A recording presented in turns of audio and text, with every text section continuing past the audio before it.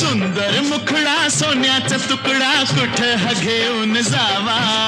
काय बाई अकरीत झालं याई पुरीत सस्याला बिळकून जावा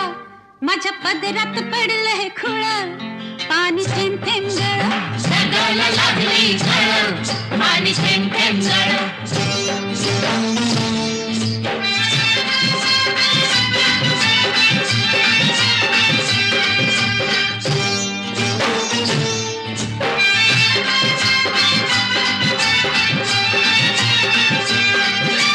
जमीन आपली उन्हान तापली लाल लाल झाली या माती